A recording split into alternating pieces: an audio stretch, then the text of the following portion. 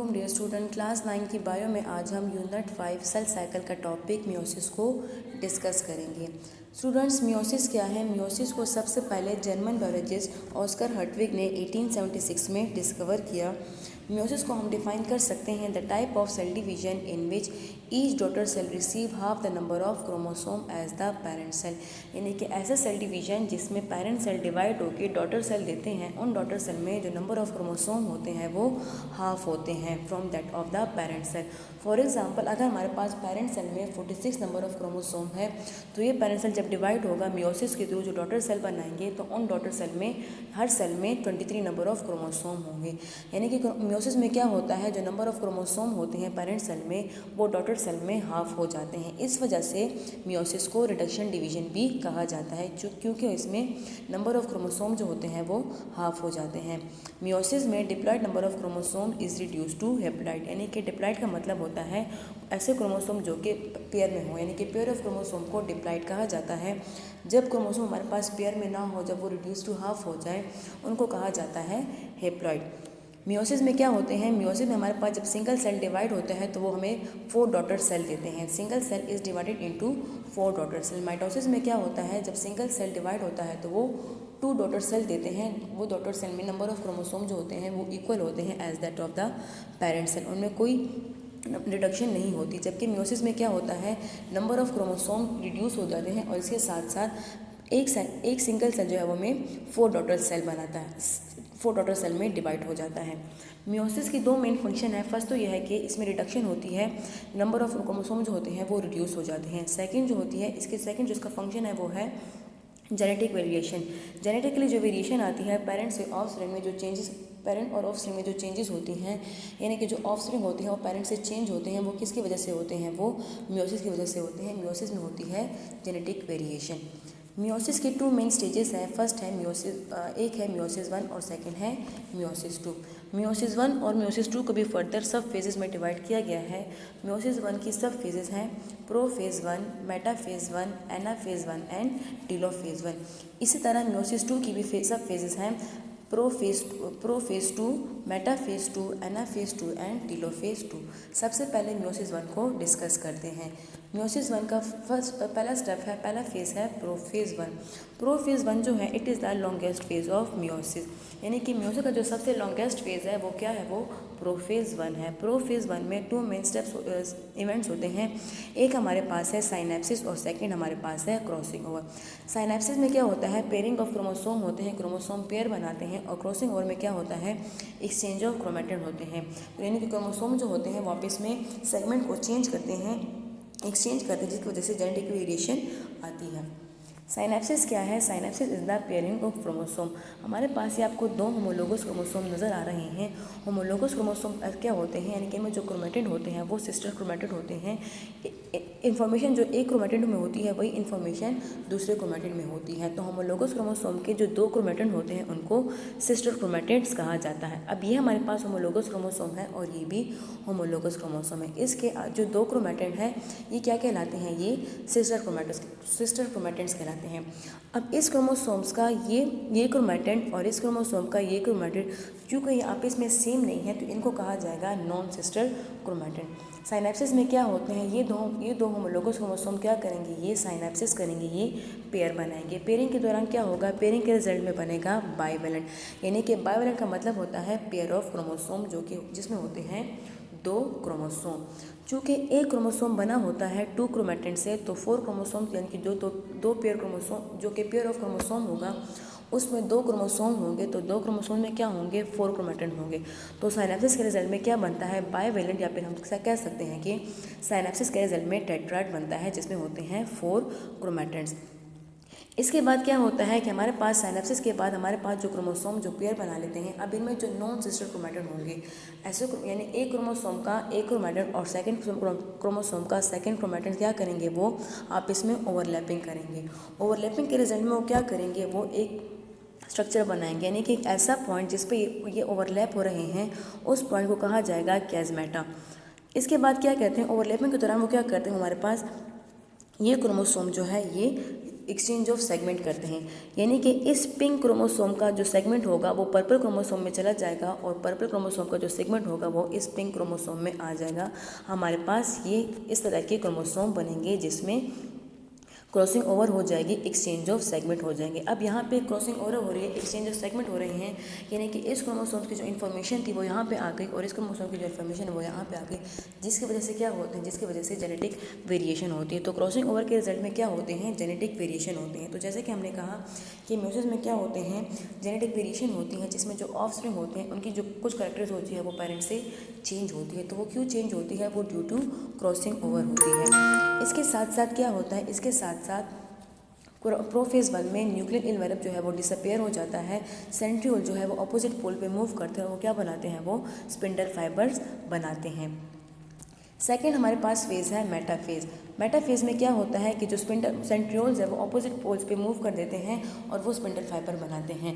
इसके साथ साथ जो होमोलोगस क्रोमोसोम है वो क्या हो जाते हैं, वो लाइन अप हो जाते हैं, वो इक्वेटर में अरेंज हो जाते हैं, वो क्या बनाते हैं, वो मेटाफेज प्लेट बनाते हैं। अब यहाँ पे जो क्रोमोसोम है हमारे पास इक्वेटर में अरेंज है, इसको दोनों तरफ से क्या करेंगे, दोनों तरफ से अटैच होंगे स्पिंडल फाइबर्स की तरफ, यानी कि ऑपोजिट दोनों जो ऑपोजिट पोल पे जो स्पिंडल फाइबर हैं वो दोनों क्या करेंगे, वो इन क्रोमोसोम के साथ अटैच हो जाएंगे। यानी कि मेटाफेज में क्या होगा, मेटाफेज में मेटाफेज प्लेट बनेगी जिसमें हमारे पास क्रोमोसोम जो होंगे वो हमारे पास इक्वेटर में अरेंज होंगे। थर्ड हमारे पास म्यूसिस का फेज़ है एनाफेज 1। एनाफेज 1 में क्या होंगे कि जो स्पिंडल फाइबर है वो शॉर्टन हो जाएंगे और वो इन क्रोमोसोम्स को अपनी तरफ पुल करना शुरू करेंगे। अब एनाफेज में क्या होता है, हमने मियोसिस के एनाफेज में पढ़ा था कि सेंट्रोमियर स्प्लिट हो जाता है और हमारे पास ऑपोजिट पोल पे क्या होते हैं, सिस्टर क्रोमैटिड मूव करते हैं। अब यहाँ पे क्या फ़र्क है, एनाफेज में क्या होता है कि पूरा का पूरा जो क्रोमोसोम होता है वो ऑपोजिट पोल पे मूव होता है, यानी कि यहाँ पे सेंट्रोमियर बेस की स्प्लिटिंग नहीं होती, क्रोमोसोम जो है वो स्प्लिट नहीं होते, बल्कि पूरा का पूरा क्रोमोसोम जो है वो स्प्लिट हो जाता है। अब यहाँ पे अगर हम देखें, यहाँ पे हमारे पास 6 क्रोमोसोम है और यहाँ पे स्प्लिट हो जाएंगे, 3 क्रोमोसोम एक तरफ चले जाएंगे, एक पोल पे चले जाएंगे और 3 क्रोमोसोम दूसरे पोल पे आ जाएंगे। तो यहाँ पे जो हमारे पास जो रिडक्शन होती है क्रोमोसोम की, जो डिप्लॉइड नंबर ऑफ क्रोमोसोम है वो हेप्लॉइड नंबर में कन्वर्ट होते हैं, वो किस फेज़ में होते हैं, वो एनाफेज में होते हैं। तो हमारे पास प्रो फेज़ में क्रॉसिंग ओवर होती है जिसकी वजह से जेनेटिक वेरिएशन आती है और एनाफेज में जो डिप्लॉइड नंबर ऑफ क्रोमोसोम है वो हेप्लॉइड नंबर में कन्वर्ट हो जाते हैं।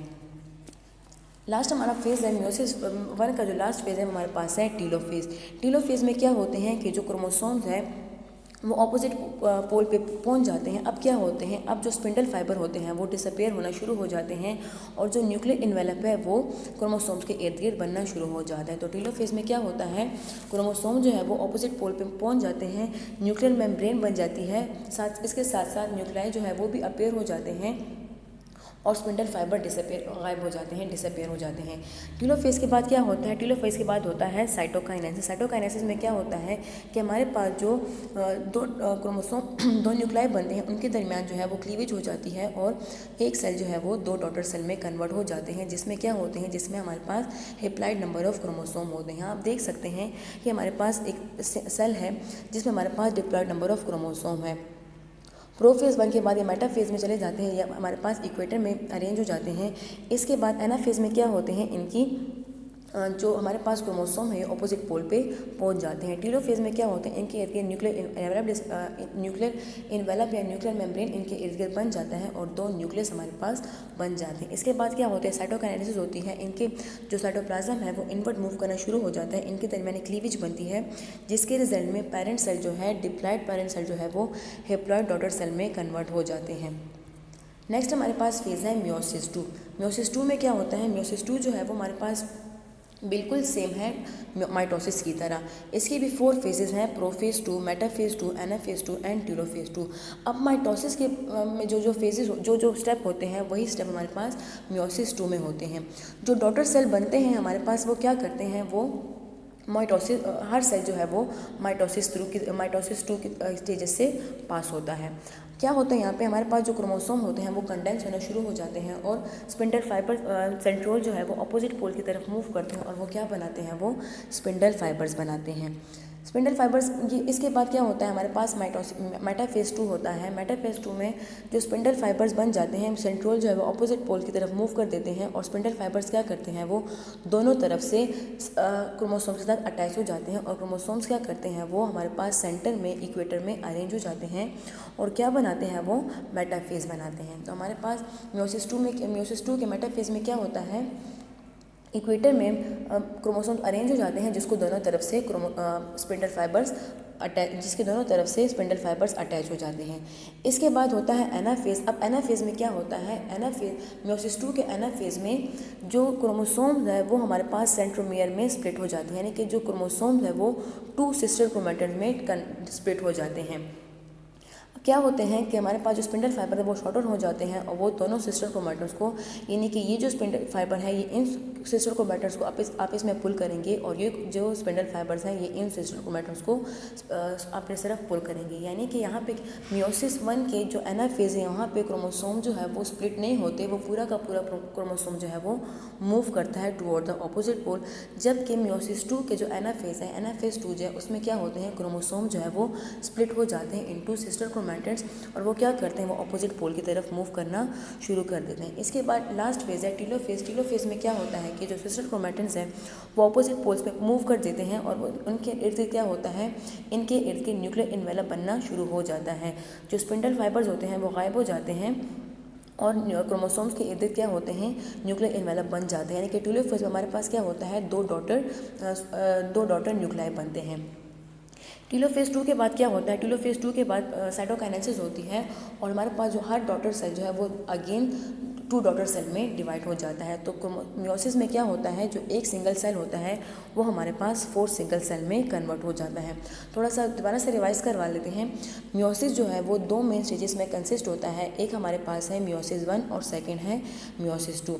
जो मियोसिस 1 है उसके 4 फेजेस हैं, prophase 1, prophase 2, prophase 1, metaphase 1, anaphase 1 and telophase 1। इसके बाद है साइटोकाइनेसिस।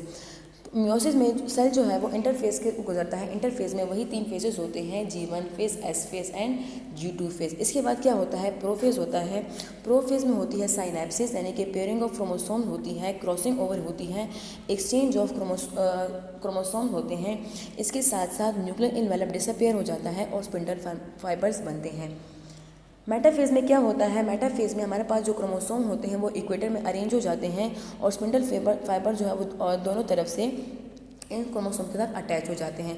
एनाफेज में क्या होता है, एनाफेज में क्रोमोसोम जो है वो ऑपोजिट पोल की तरफ मूव करना शुरू होते हैं। यानी कि यहाँ पे क्रोमोसोम जो है वो स्प्लिट नहीं होते, पूरा का पूरा क्रोमोसोम जो है वो ऑपोजिट पोल पे मूव करता है। एनाफेज में रिडक्शन ऑफ क्रोमोसोम होती है, यानी कि जो डिप्लॉयड नंबर ऑफ क्रोमोसोम होते हैं वो हैप्लॉयड नंबर में एनाफेज 1 में कन्वर्ट हो जाते हैं। इसके बाद टीलोफेज होता है, न्यूक्लियर इन्वेलप बन जाता है, स्पिंडल फाइबर्स गायब हो जाते हैं, हमारे पास जो 2 डॉटर न्यूक्लियाई बन जाते हैं। साइटोकाइनेसिस में क्या होता है, 2 डॉटर न्यूक्लियाई बनने के बाद साइटोप्लाज्म जो है वो इनवर्ड मूव करता है और हमारे पास 2 डॉटर सेल बन जाते हैं। अब ये जो 2 डॉटर सेल बनते हैं ये क्या करते हैं, पास होते हैं थ्रू द मियोसिस 2। ये हमारे पास मियोसिस 2 के फेजेस के जरिए गुजरते हैं। हर डॉटर सेल क्या करेगा, ये प्रोफेज 1 से गुजरेगा जिसमें हमारे पास क्रोमोसोम्स कंडेंस होंगे, क्रोमोसोम की कंडेंसेशन होगी और स्पिंडल फाइबर्स बनेंगे और सेंट्रियोल जो है वो ऑपोजिट पोल की तरफ मूव करना शुरू कर देंगे। इसके बाद होगा मेटाफेज 2। मेटाफेज 2 में क्या होगा कि हमारे पास जो मेटाफेज में क्या होगा कि हमारे पास जो क्रोमोसोम है वो इक्वेटर में अरेंज हो जाएंगे, वो मेटाफेज प्लेट बनाएंगे। एनाफेज में क्या होगा कि जो सेंट्रोमियर है वो स्प्लिट हो जाएगा, यानी कि क्रोमोसोम जो है 2 डॉटर क्रोमोसोम में कन्वर्ट हो जाएंगे जो कि ऑपोजिट पोल पे मूव करना शुरू हो जाएंगे। टीलोफेज में क्रोमोसोम जो है, जो सिस्टर क्रोमोसोम्स होंगे, जो सिस्टर क्रोमैटिड्स होंगे वो ऑपोजिट पोल पे चले जाएंगे और इनके इर्द गिर्द क्या होगा, इनके इर्द गिर्द बन जाएगा न्यूक्लियर इन्वेलप। इसके साथ साथ जो स्पिंडल फाइबर है वो भी डिसअपियर हो जाएंगे। अब हमारे पास जो 2 डॉटर सेल है ये फर्दर डिवाइड हो जाएंगे, यानी कि ये सेल और ये सेल फर्दर डिवाइड हो जाएंगे 2 डॉटर सेल में। तो मियोसिस में क्या होता है, एक सेल जो है वो 4 डॉटर सेल में कन्वर्ट हो जाता है। इसके साथ साथ इनमें हमारे पास जेनेटिक वेरिएशन आती है। डिप्लॉयड नंबर ऑफ क्रोमोसोम जो है वो डिप्लॉयड नंबर ऑफ क्रोमोसोम में कन्वर्ट हो जाते हैं। तो स्टूडेंट, आज के लेक्चर में हमने मियोसिस को डिस्कस किया। नेक्स्ट लेक्चर में हम इंशाल्लाह मियोसिस के सिग्निफिकेंस को डिस्कस करेंगे। शुक्रिया।